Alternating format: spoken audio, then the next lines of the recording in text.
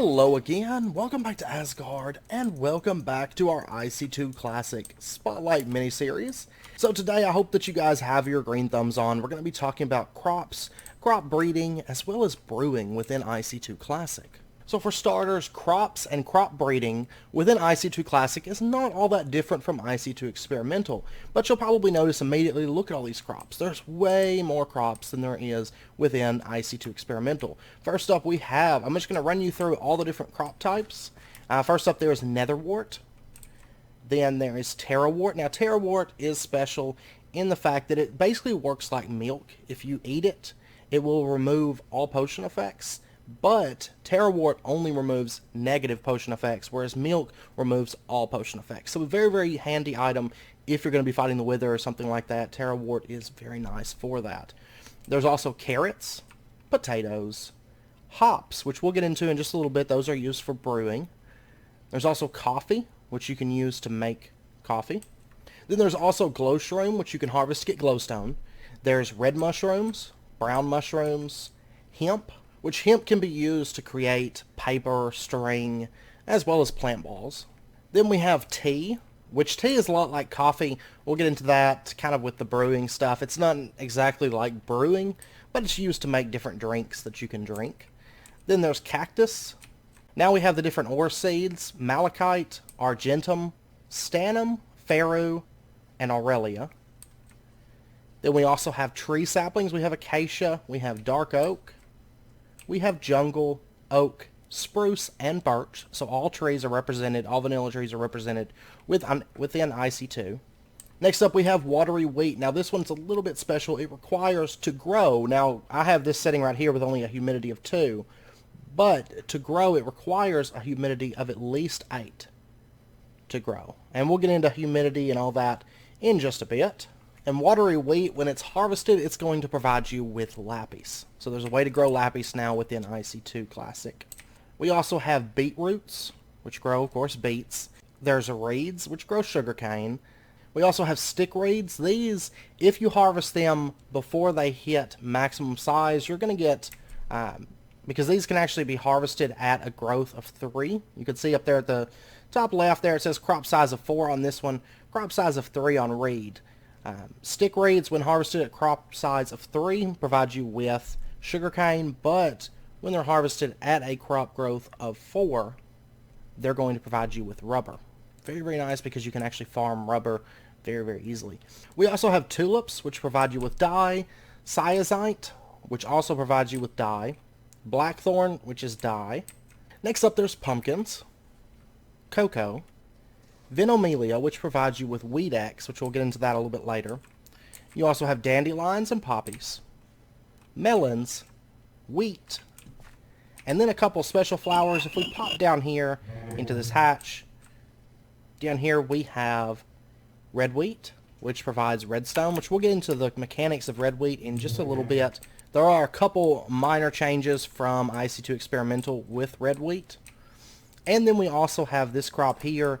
This is lumelia, and that's a creeper. But lumelia is unique in the fact that whenever you grow it, if you notice there's light here, but there's no light sources. Lumelia provides light. Now if you harvest it, all you get are oak leaves.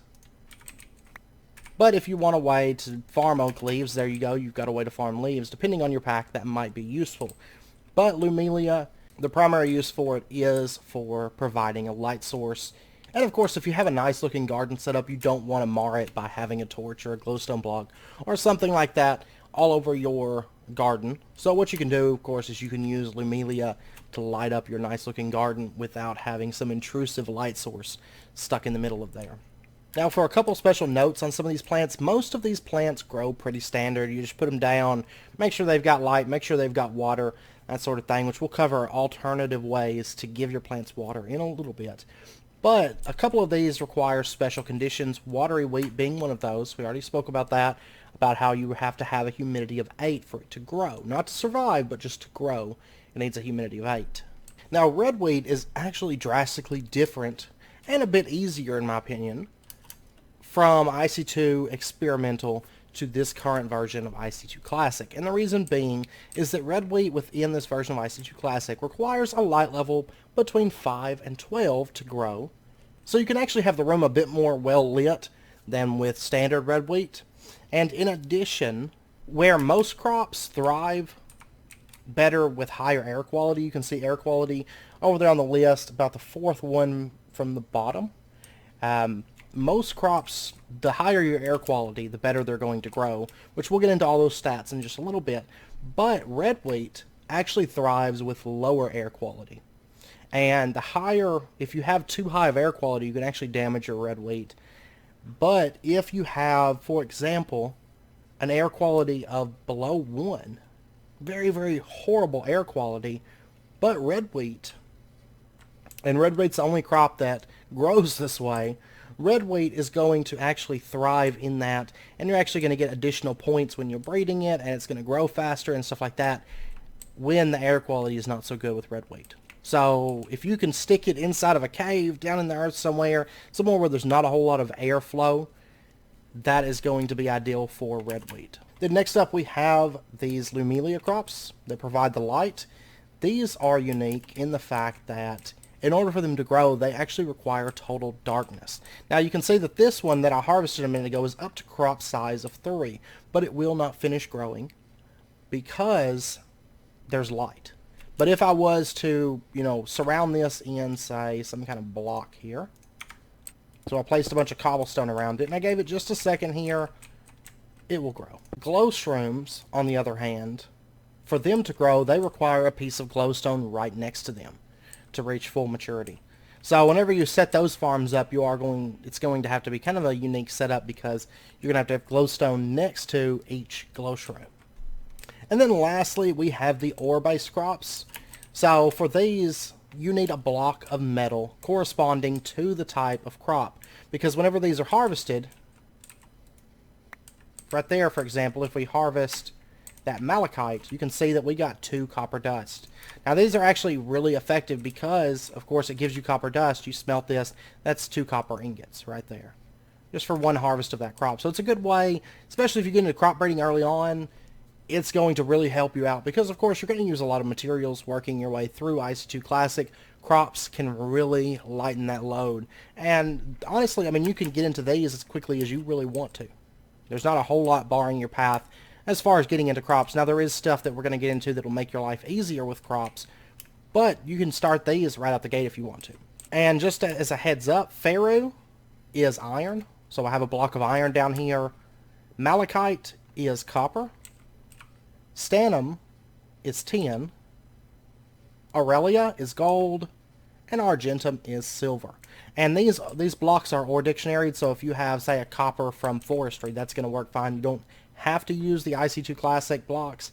I just use them here because it's IC2 Classic, right? Now let's talk about actually growing these crops. For starters, one really, really nice feature of IC2 Classic is instead of just having tilled soil that's hydrated and has crop sticks planted on it, IC2 Classic actually offers you 4 different types of soil, each with their own positives and negatives. So first up, you have the standard farmland. You hoe the ground, you have water, it's hydrated, you put some crop sticks on it, and there's farmland. Okay, farmland will give your plant an additional 2 humidity. So you can see right here, for example, on the soul sand, there's 0 humidity on that. You take a look at this farmland, it's 2 humidity. So basically that's all the farmland does, is it provides you with a little bit additional humidity. Next up, you can also have just standard dirt. You're going to get +1 nutrients. If you have coarse dirt, it's going to give you -4 nutrients. So you can use either one. And a really nice fact of this is if I jump on a plant accidentally, it's not going to immediately break my crop sticks and my crop's going to fall, be destroyed, all of that. Instead, it'll be okay. My crop's going to survive because it's still planted on dirt. It's not like I've torn up the ground, and it's not going to interrupt your farm, your crops, or anything like that, your crop growth. But one thing to note is if your dirt is, say, right next to grass or something like that, grass can spread to that dirt. When it does, crops cannot be planted on grass. That acts almost as a really powerful weed. It's going to break your crop. So if your farmland is next to grass, just be aware of that, because shortly after it turns to dirt, it will likely turn to grass, and you will lose your crop stick, or your crops. Your crop stick will still fall off, but your crops will be gone. Now next up we have soil sand.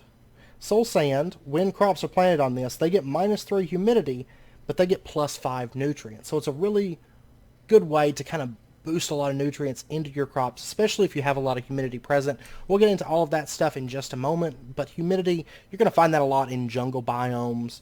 You're going to find that a lot in like ocean type biomes. So the different crop types or ways, if you have really high humidity but you don't have a whole lot of nutrients in your area, soil sand is a great way to kind of boost that nutrients. And lastly, we have sponges. Now, a sponge is going to give -2 nutrients, but if the sponge is wet, it's going to give +4 to hydration. So sponges, go ahead and make sure they're wet, and then you're going to get +4 hydration. Very, very useful. Of course, you do lose a little bit of nutrients, but it's actually not that bad if you're in, say, a dry biome or something to that effect. Now, one thing to note that is unchanged from IC2 Experimental is if you were to take and run over your crops a bunch, you can still damage those crops. So you can see right there, I just ran through and got really unlucky and it broke all 3 of those crops. Now, due to the fact that dirt can still have crop sticks and crops planted on it, it's not going to break the crop sticks, but it is going to kill the crop. So the less that you have to walk on your crops, the better. You don't want to trample those. So next up, let's talk about some of the stats on the crops. Now, I'm not going to go into too much detail on stats because I have a fairly in-depth tutorial on crop breeding, and I'll include a link down below if you guys are curious about more information. But as far as crop breeding, crop stat, grow, stuff like that, that is unchanged from IC2 Experimental. So I'm not going to spend too much time on that, but I am going to just briefly talk about the stats. And by the way, to get these to show up, you have to have a crop analyzer in your hotbar and then hold shift while looking at the crop. And you can see the crop name, this is sizant. It's crop size of 4, which means that's its growth stage. So it goes through different stages. For example, this one starts out as, like a small bit of grass, and then as it grows, the crop size increases. So it's different stages of its growth. You have growth points basically as a crop grows. If we take a look over here at this wheat, you can see right here this one has a growth points of 145. When that bar fills up, it's going to move on to the next crop size. So in different crop sizes and different crops, things like that are going to have different amounts of growth points that they need to hit to move on to the next stage. Nutrient storage, water storage, weed storage. Basically, that is how much water and fertilizer and weed is stored within the crop. So if I was to take, a bit of bone meal, also there's fertilizer, we'll get into all of that stuff here shortly, but if I take bone meal, for example, and I right-click this, you can see that now nutrient storage is at 100. What's going to happen is nutrient storage, water storage, weed storage is going to steadily go down as the crop grows and over time. Now, nutrients, humidity, and air quality, these 3 basically are a good indicator of how well your crops are going to grow. Now, certain crops that like we just went over, like the water wheat, requires at least a humidity of 8 to reach maximum size. But generally, outside of things like the water wheat and the red wheat, the majority of crops, the higher your nutrients are, the better it's going to grow, the better it's going to breed, that sort of stuff. Humidity is the same way. They need lots of water. Give them lots of water. They're going to be happy plants. Air quality, also the same. They like fresh air. They like to be outside. You can plant crops indoors, but if you do, one really nice thing that you should do if you have crops planted inside is give them a glass ceiling so they can see the sky. They don't have to, but it does help them grow. And then lastly, stat growth, stat gain, stat resistance. Those are the current stats on this crop. So this is just a 1-1-1 crop, but if you had, say, a 10-5-2, that would be depicted here.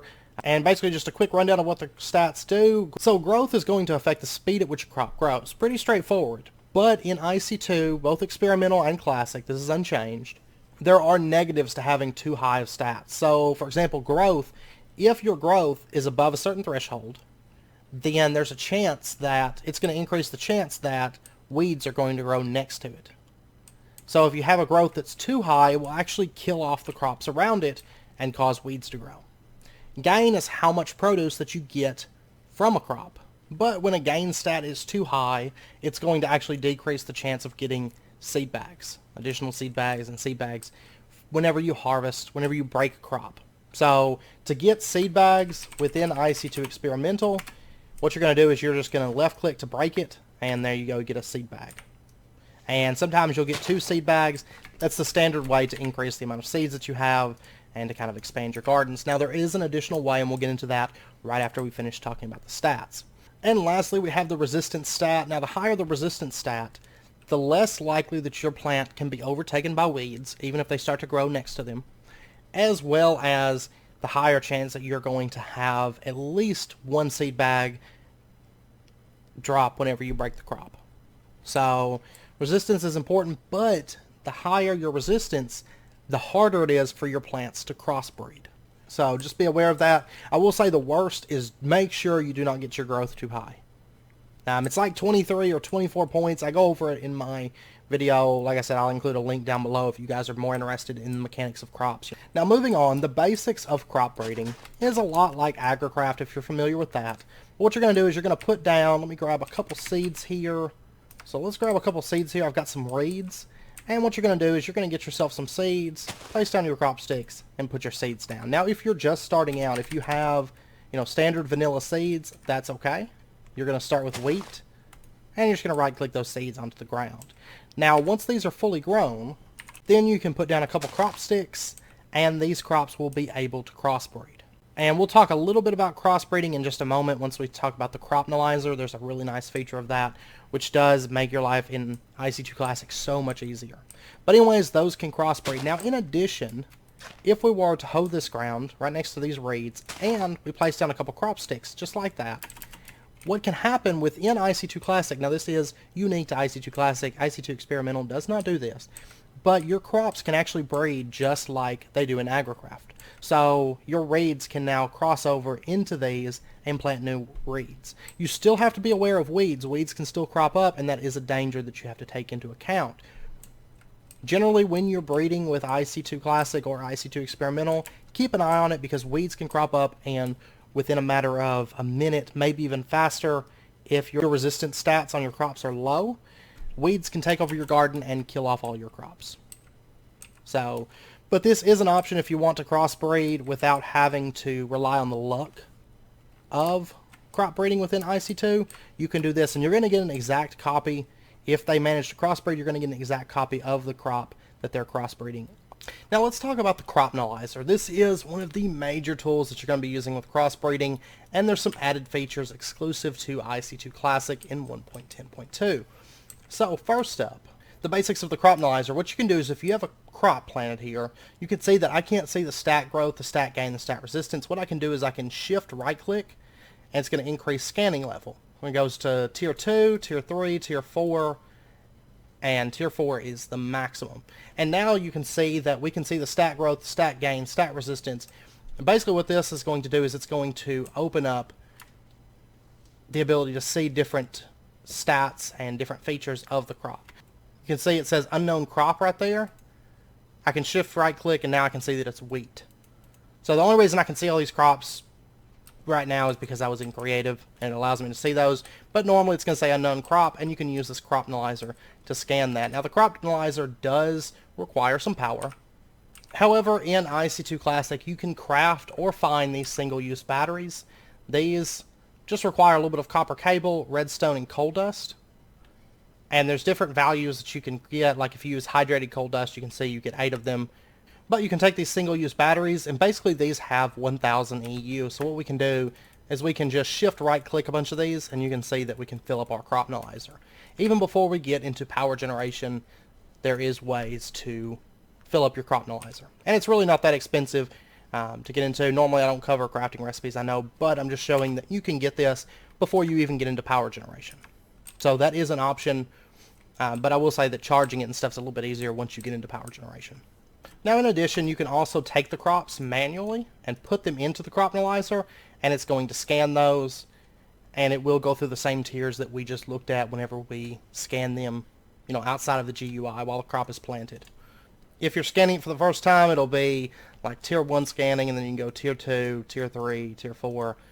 Just a heads up on that. The standard IC2 experimental crop analyzer. However, if you use your mode switch key, if you recall we talked about the different keys within the mod, the mode switch key right here, if you use that and you hold it and right click, you can see analyzer mode breeding calculation. Basically you have scanning mode and breeding mode. Okay, if you open up breeding mode, you can see there's a totally different GUI in here. Now this is a really neat feature that is exclusive to IC2 Classic. And what we can do in breeding mode is you can see all the different crops that are added within the mod are within this GUI. So we can tab through, you can see all the different crops. And what we can do is we can select these. Let's say we wanted to do tarawort and breed it with carrots. And we can hit process, and you can see what chances you have, starting from the highest chance down to the lowest chance, what chance you have of breeding the different crops. Because of course in IC2, both experimental and classic, breeding is partially kind of random. You have a chance to breed different crops. You know, there's a chance to get weeds, of course. And then there's different chances to breed different things. So, you know, you could breed all different types of crops using, you know, say these two different crops, tarawort and carrots. If we take a look at the lowest chance we have, you can see that the lowest chance we have to breed is coffee crops. There's only a 0.31% chance that when these two crops crossbreed, we're going to get coffee. However, our highest chance is carrots. It's 31.91%. Tarawort is the 31.53% chance. Now, potatoes, that's the first crop on here that's not what we're using. Potatoes is a 1.76%. And just like in the world, you could put up to 4 different crops breeding onto one crop stick. You can also put up to 4 different crops in here to see what your chances are. So it's just a handy tool if you want to maximize your chances. And if you guys are curious about what dictates your chances, what dictates your percents, check the video down below. We do go into detail in that video. But basically just to give you guys an idea, each crop within IC2, so for example, if I grab pumpkin and I put this into scanning mode and I put my pumpkin seed in there, you can see there's some words down here. You know, the pumpkin, tier 1, that tells you the tier of the crop. You've got your growth, gain, resistance, who discovered it. That's basically the creator of the crop. But then you have these words down here, and these are basically keywords that relate to the crop. So pumpkin is orange, decoration, and stem. So then if I took, say, carrot seeds and I took a look at those are orange food carrots. So you see that carrots and pumpkin both have orange as keywords. So what that means is that innately, these two are going to have a higher chance of breeding into each other due to the fact that they share keywords. And also one other small side note, if you hold control, your seed bags will actually show what they produce as their byproduct whenever you harvest them. Now next up, let's talk about fertilizers. There's 3 different fertilizers added within IC2 Classic. First up, there's standard fertilizer. Now this you guys are probably familiar with. This is present in IC2 Experimental. And basically if I right click it onto a crop, it gives 100 nutrient storage, just like bone meal. A little bit cheaper than bone meal because you can actually use scrap and bone meal and get 2 pieces of it. And if you use fertilizer and scrap together, then you're going to get 2 fertilizer. And you can also run rotten flesh through a recycler to get fertilizer as well. So there's a few different ways that you can make it depending on your situation, and it's basically just the same as bone meal, right? Now next up we have overgrowth fertilizer and restoring fertilizer. Now this is really, really nice, especially when you're getting started with crop breeding. Because of the random chance that comes with crop breeding, it can generally take a very long time to get the crops that you're looking for, right? So overgrowth fertilizer, what you can do is you can just right click it onto a plant, and you can see that this is going to start growing crazy fast. Now this also works on crop breeding sticks, things of that nature. You can speed up the cross breeding rate, but for about 5 minutes this crop is going to grow extremely fast. So overgrowth fertilizer is a nice way to boost, to kind of speed up the whole process of getting into the IC2 crops. And this stuff, it's not terribly expensive. It does require some grain powder, which you get through macerating, but for the most part, not terribly expensive. However, you can only use overgrowth fertilizer 1 time on a crop. And after that point, if I go up here and I try to, say, right click it on there again, it's not going to do anything. Of course, this one's still affected by the overgrowth fertilizer. But after it's been applied to a crop stick 1 time, it can never be applied again. Also, once overgrowth fertilizer is applied to a crop, after that 5-minute duration runs out, and the effect of the overgrowth fertilizer ends, that crop will no longer breed until you dig up the sticks and replant the crop. Okay, now there is an alternative to digging the crop sticks up. What you can do is you can craft this restoring fertilizer, and you can see that it requires a couple stacks of water cells, a couple stacks of fertilizer, and a couple stacks of compressed air cells to get you 3 of those restoring fertilizers. These can be applied to any crop that has had overgrowth fertilizer applied to it and has run out, and it will basically repair the crop and allow it to grow once more. Now, it will not allow you to apply overgrowth fertilizer again. That is a one-time thing regardless if you use the restoring fertilizer or not.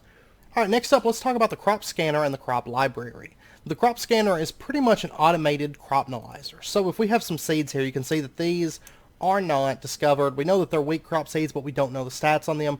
What we can do is we can throw those into the crop scanner, and basically it's going to run, it's going to scan. Now, this isn't a full progress bar.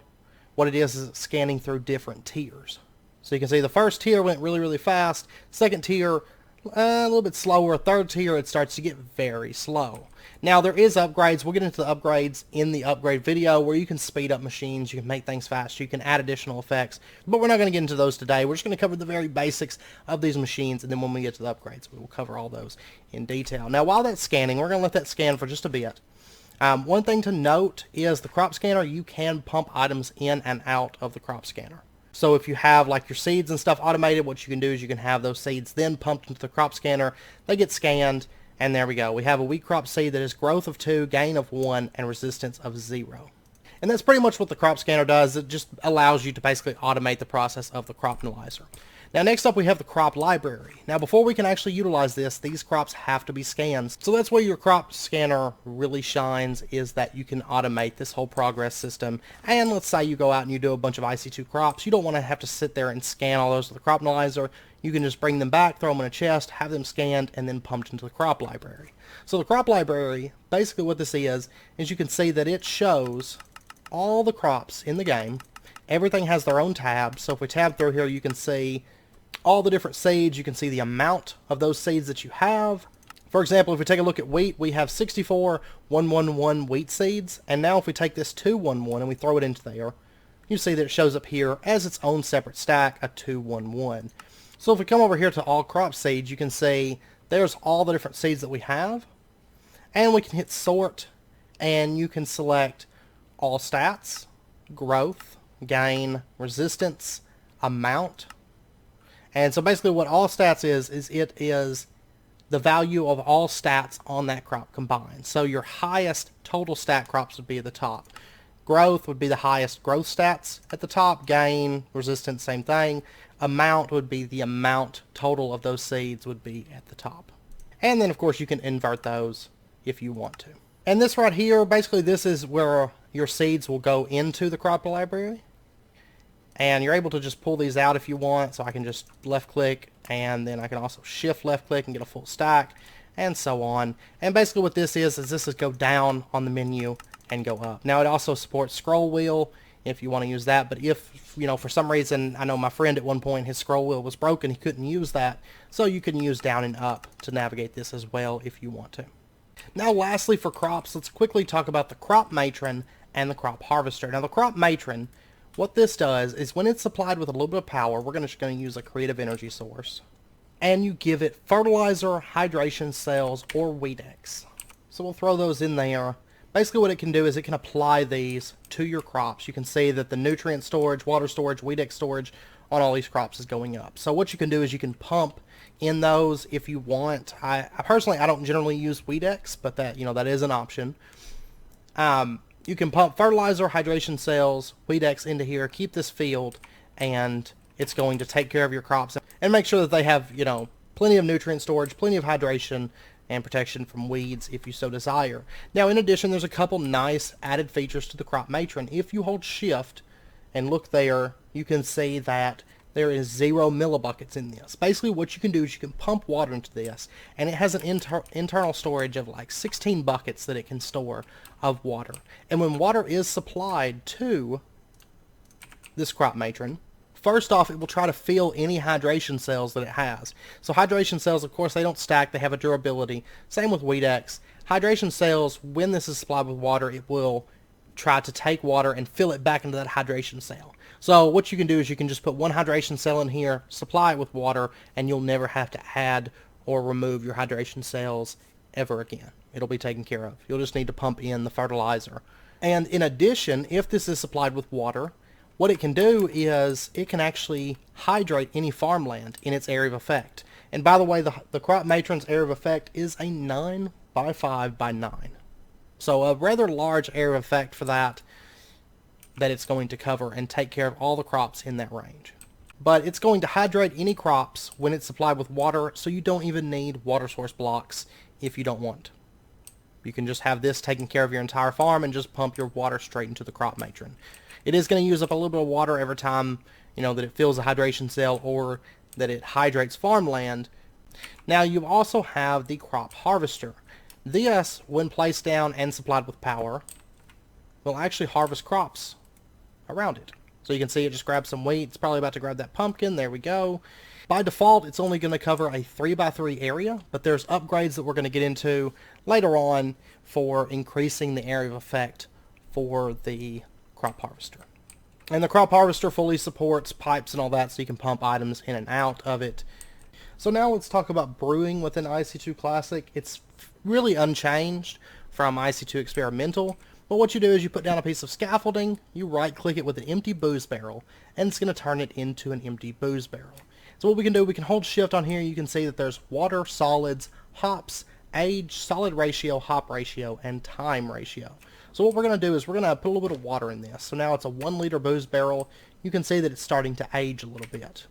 Now what we need to do is let's supply it with some solids. And we're going to use wheat, okay? So we're going to take and let's throw in 8 pieces of wheat. You can see that there is now 8 solids within this, and currently it is beer, okay? Now let's take then and add some hops. We're going to throw in 16 hops into this, and we'll go ahead and add a bit more water to this. So we've got beer, and it's going to start aging. Now you can see the age meter is going up. Basically what's going to happen is the type of liquid that you get, the type of alcohol that you brew, is based on the solid ratio, the hop ratio, and the time ratio. So solid ratio is the ratio between liquid and solid. So we have 5 bits of water in there, 16 solid, 32 hops. Hop ratio is the ratio between hops and solids, and time ratio is the ratio on the amount of time that it has aged. So the longer that you age your liquor, the better that your liquor is going to be. And if I recall correctly, the top quality liquor as far as aging takes 24 hours to age. And if we take a look over here, we're over at one of Spiger's shops, and you can see that he has different types, all different kinds of rum for sale. He's also got thick soup dragon blood, and there's a huge variety of different liquors and stuff that you can make based on the amount of hops that you put in there, the amount of liquid, the amount of solids, and the amount of time that you allow it to age. So it's a lot like crops. There's a ton of information about it, and it would take an entire episode to go into all the details on it, but that's the basics of how it works. Now if you want to get this stuff out, what you're going to do is you're just going to right click it with a tree tap. You'll notice the aging process has stopped. You can see our hop ratio is 4, our time ratio is 5. So then what we can do is we can just right click it with a stone mug. It's going to pull a little bit of that liquid out, and we got black stuff. Now I believe, if I recall correctly, black stuff is really bad, and I believe it does like 3 or 4 points of heart damage to you. Oh, we got blindness. This does really bad. This is some really bad alcohol here. Now we got nausea. Yeah, black stuff gives you all kinds of negative effects. It can also do points of damage to you as well. But it's a good time to show you Terra Wart. So if we pop Terra Wart, pow, all that stuff's gone. So perfect example of the uses of Terra Wart. Now in addition, you can use a name tag on your booze barrel. So let's call this Tasty. Okay. And so if we come over here to our booze barrel, and we right click it onto the booze barrel, you can see that the name at the top left changes to Tasty. And so now if we were to take a stone mug, and we got us a bit more of our black stuff, you can see at the bottom there it's black stuff and it says Tasty. And also you can take your booze barrel and you can rename it within the anvil. instead of using a name tag if you pick it up in item form. So we're going to call this 1 liter booze barrel yummy. And then we could just put it back on our scaffolding and we have yummy booze barrel. Now it does make you lose your aging and your solids and your hops if you wait until after you put stuff into the booze barrel before you rename it. So I would suggest, maybe do your booze barrel in the anvil. If you're going to do it that way, do it before you start aging your liquor. And also, as a side note, Spiger did mention that my alcohol actually was not that bad, and he is a master brewer, so I trust what he says. But basically, when you have strong alcohol like that, like what we made, there is a chance that you're going to get blindness, and when you drink a bunch of it, you can get nausea as well. But it's part of the fun, right? And lastly, we'll just really quickly talk about teas and coffees. So as far as your different teas go, tea's made with tea leaves, coffee's made with coffee grounds. Black tea, if you drink this, it's going to give you speed and haste for a few seconds.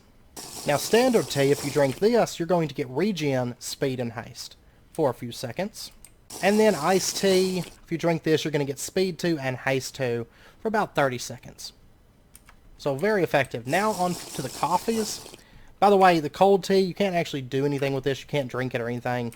What you're going to do is you're just going to smelt that then to create your black tea. And then black tea, you can turn it into either iced tea or tea. So first up, we have standard dark coffee. This is the first that you make, and it's actually the cold version. You'll notice there's no steam coming off of this. But if you drink dark coffee, you're going to get speed and haste for about 15 seconds. If you drink hot dark coffee, which is cooked, you're going to get speed and haste for 15 seconds. And then lastly, if you drink coffee, you're going to get speed and haste as well. So personally, I like the iced teas a bit more, but what's nice is these actually stack. So if I was to drink, say, some iced tea, and then let's drink maybe some dark coffee, let's drink some black tea, you can see now we have haste 3 and speed 3. And we'll drink just a little bit more, and now you can see that we have speed 4 and haste 4 for about 3 minutes. So these can be stacked if you, drink a bunch of coffee, a bunch of tea. Now there is a chance when you drink too much that you'll get a little bit of nausea, but it's only for a few seconds, and you have like 3 minutes of super speed, super mining, and whatnot. So this stuff is actually pretty potent because it's not very expensive to craft, and you do get your stone mugs back. And just as a side note on the topic of teas and coffees, if you take a look in your statistics, there's a ton of statistics that are added with IC2 Classic, including UU matter produced, items auto-recycled, recycled, compressed, and so on. But you can actually see your percentage of tea to coffee. So right now, I'm a tea drinker over a coffee drinker. You can also see clean energy to dirty energy. So you can see I produce more clean energy than dirty energy. And you can also see the percentage of machines saved, lost. I mean, there's a lot of nice little things here in the statistics, and I figured I'd go ahead and bring that to your attention. So anyways, with that pretty much wraps up the agricultural stuff. Now, like I said, there are a few upgrades and stuff that we'll get into, but mainly for the crop harvester, but they're also used in other machines in addition to the crop harvester. So as always, if you guys have any questions, do let me know, and I'll do my best to get those answered for you. Be sure and check down below if you guys are interested in downloading the mod. I will leave a link down in the description for that, as well as a link to the other video on crops if you guys want a little bit more advanced information. If you're not familiar with crops, then you can find all the information there. Crops and brewing, if I was to cover everything, we would be here all day. So anyways, if you guys enjoyed it, as always, be sure and hit that like button, and go ahead and subscribe if you're not already for more daily videos. I love how, instead of doing, the normal, wave, it's like, he's like, yeah, gotta go. So much coffee. Anyways, I hope to see you guys next time. Next episode, we will be talking about power generation. We're going to start getting into some really fun stuff. There was a ton of new power generation within IC2 Classic, so I hope you guys join me for that. And until next time, as always, do take care, stay safe, and I will see you next time.